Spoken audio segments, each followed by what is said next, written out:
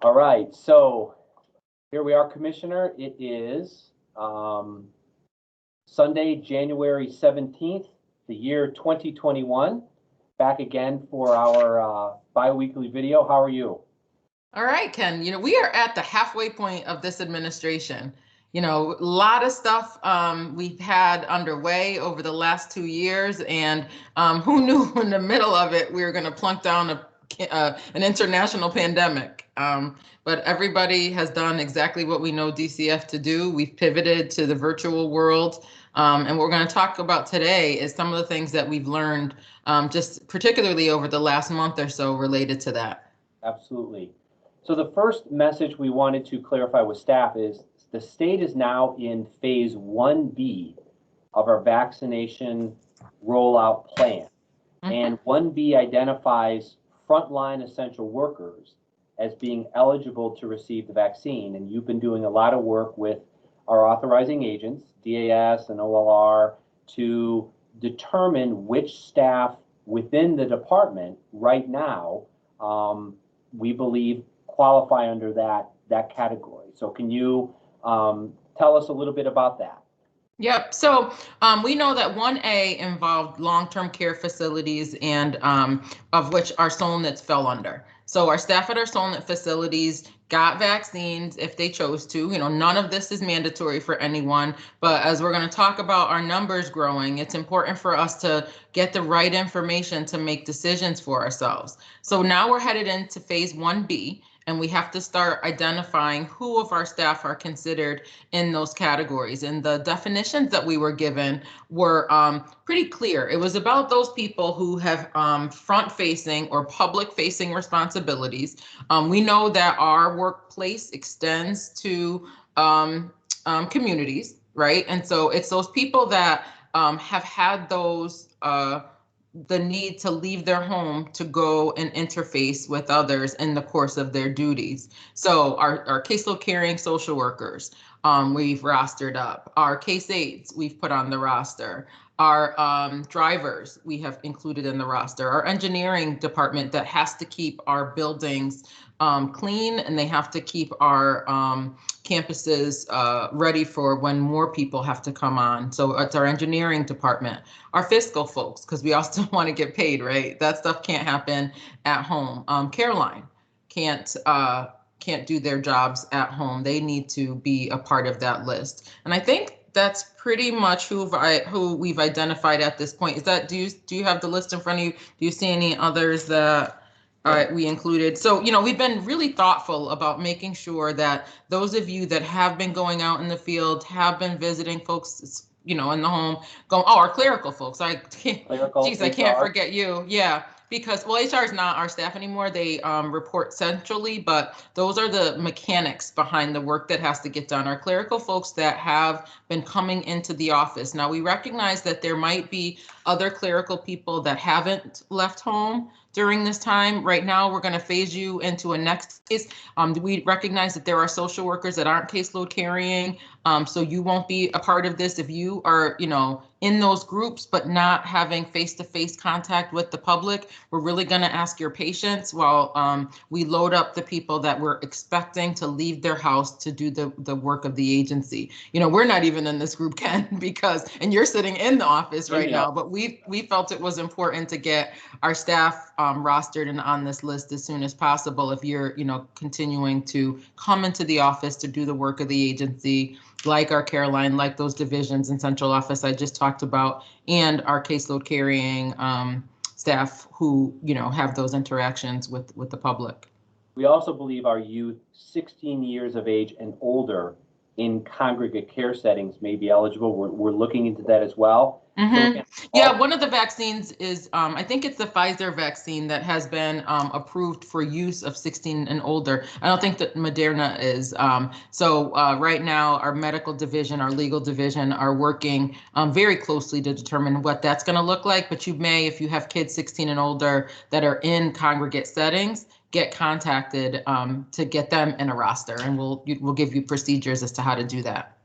So again, right now, very quickly, all Careline staff, all fiscal staff, engineering, including our drivers, IT, all caseload carrying social workers, case aides, and those clerical staff who come into the office, that's the first group that we've identified under that 1B. Staff will hear more information. Did you say drivers? I said drivers. Okay. Drivers. We'll say it again, drivers, right? Those are those front-facing individuals, both front-facing in the community, in the field, and also need to be in an office and interact with others in order to get their duties done. And as you mentioned at the beginning of the video, you know, there's trends that we've learned about the transmission of the virus. So as we shift from talking about vaccines, even when the vaccines come, even though this is rolling out, there are key things we're learning most recently from our contact tracing exercises that we need to keep in mind. One of them is, and we have props, the face shield and the surgical mask. So wait, let me just, before we kind of get into our props, I want to make sure that we reiterate again, even for the staff at Solnet, even for the 1Bs, once you start to get the vaccine. The vaccine, even after the second dose, number one, is only what, like 95% efficacy, because there will be a small percentage of people that won't have the efficacy of the vaccine just because it's not 100%. So that's first and foremost. Number two, even if you've had COVID-19, develop antibodies and get the vaccine, what a vaccine does is make sure that you don't have really bad symptoms, and you likely, hopefully, won't suffer a fatality from it. You know, we know that COVID-19 has taken an inordinate amount of lives across the country, and we hope that with the vaccine, that number will decrease. What it doesn't do is it doesn't protect the person who has been vaccinated from transmitting to another person. Right. So we still have got to maintain vigilance as it relates to the work of the agency. And so what we have decided, and we've been saying over the last couple of months, but what we're seeing in our contact tracing, sometimes this is not being followed to the letter of the law. We really have to make sure that we pay attention to this all the time. So as you're planning, just as you're putting on shoes, we want you to make sure you're putting on the right PPE. And so we have determined that surgical masks are the mask preference for when you're having in-person contact with anyone. So the surgical masks that Ken is wearing right now, I have here, I don't want to keep it up to my mouth so you can hear what I'm saying, but surgical masks all the time when you're in contact with anyone, whether you're in offices, whether you're in the field, whether you're in the cars, whether you are in court, wherever you are conducting the work of the agency, surgical mask. Yep. If the person that you are communicating with does not have a mask and does not want to wear a mask, the face shield. And now I think a lot of what we're finding in our contact tracing efforts is that when folks are going into someone's home, usually you're not wearing a mask at home. And so, you know, when you're talking to someone about whatever the situation is that is warranting your home visit, sometimes it can get a little contentious. And, you know, we really have to use our skills of engagement to talk through why we're asking the other person to put on a mask. So keep extra masks with you. And if they refuse to wear a mask, you have to, in order to keep the transmission rate down as part of a work expectation, don the face mask or the face shield on top of your mask to create that extra barrier. So everybody, surgical masks. If the person that you're in communication with is not wearing a mask and they refuse to or can't for some reason wear the mask, then you should don the face shield.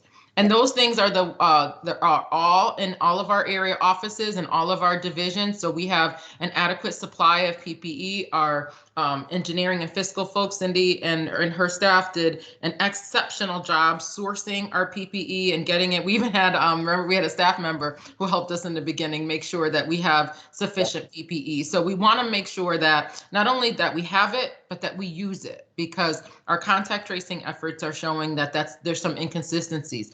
There's also a lot of contact tracing that we're finding that people are doing the right thing. They're wearing the PPE the right way. They're wearing the right type of PPE. They're washing their hands regularly. They are keeping distance. But we want to make sure that that is driven home today. And speaking of driving home that point, another area that comes up in our contact tracing is our car use. The car cleaning solutions, the disinfectant, Wipes, yeah, spray. all of those things have to be kept inside the building because right on the bottle, the manufacturer has said that the potency of those cleaning products dilutes if they're left in extreme temperatures. So in the summertime, we couldn't keep them in the car because of the temperature getting too hot. And now in the wintertime, the temperature getting too cold is also a concern related to the potency of those products. So as you're getting the car keys, pick up the car cleaner. Bring the car cleaner with you. Clean off the high touch points before you go anywhere. So steering wheel, door handles, and all those things, the touch points. When you're getting out of the car, wipe down those same things again, and then bring the cleaning product back into the office with you for the next person. But what we're seeing is people are in a rush because we know the work of the agency and things get busy. You're jumping in the car to go and then realizing once you're in there, I don't have any cleaning supplies. So please make sure the cleaning supplies are kept with the car keys and that we're doing that before and after to try to mitigate the spread. And there's two other components we talked about this week regarding what we learned from contact tracing. Foster parents, when we visit a foster home, all occupants in the home need to wear a mask during a placement visit by our staff. And we really need to confirm with our foster parents that they are reinforcing the mask wearing by our youth in care when they are going out or when anybody comes into the foster home. Yeah, there were a couple of situations involving placements of kids in which we had significant contacts, close contacts, because of that particular nuance. So really reinforcing with your foster parents that everybody has to do our jobs in this area. Yeah. So Monday of this coming week, we're celebrating Dr. Martin Luther King Jr. and his teachings, and I know that you were going to take part in a community event on Monday. Yeah, I'm a keynote speaker down in Middletown. So hopefully those of you in the Middletown area can tune in. It's their annual scholarship MLK breakfast. Well, not breakfast. I don't think we're going to be eating anything, but yeah, I'm the keynote on there. I think that as we think about the work of the agency and we think about the teachings of Dr. King, that's why it's important that we pay attention to the work around implicit bias and equity in the work that we do. We're in a really highly charged political climate. We're going to talk a little bit about that in terms of worker safety.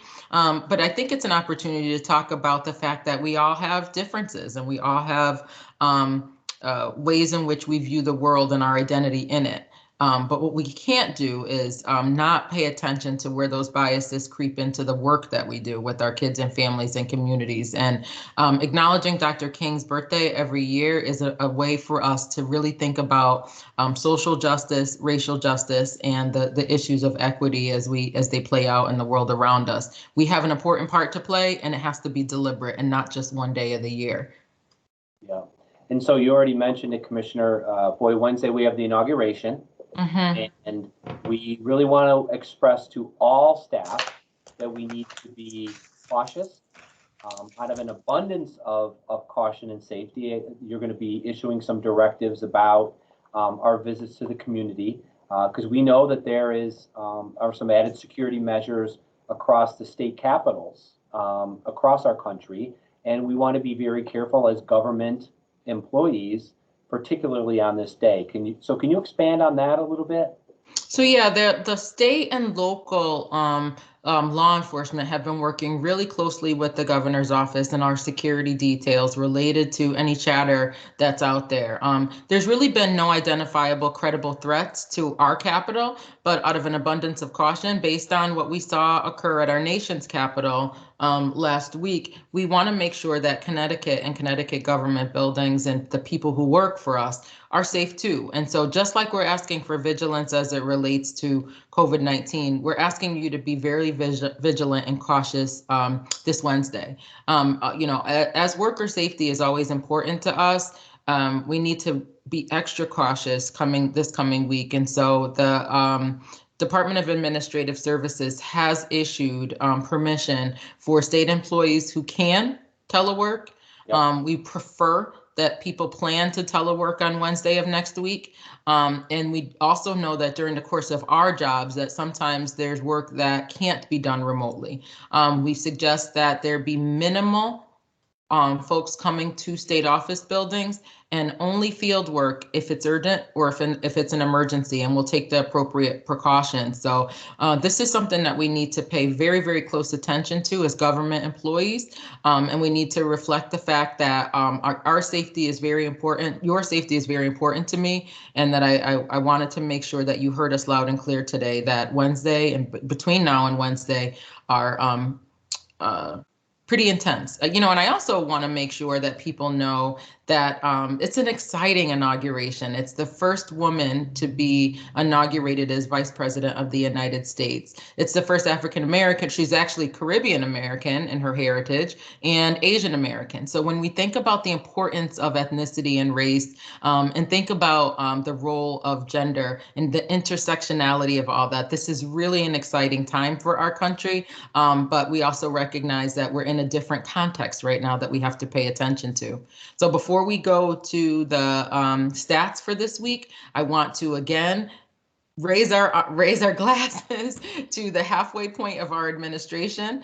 It's been a ride. The first 2 years were very exciting, and the next 2 years we still have a lot of work to do. And I want to thank you again for all of your attention to the work of the agency during the pandemic and for supporting us and this administration in the first half of leading DCF this way. So we'll see you all in a couple of weeks. And for those of you that are staying on with us for the statistics, we're going to talk about that next.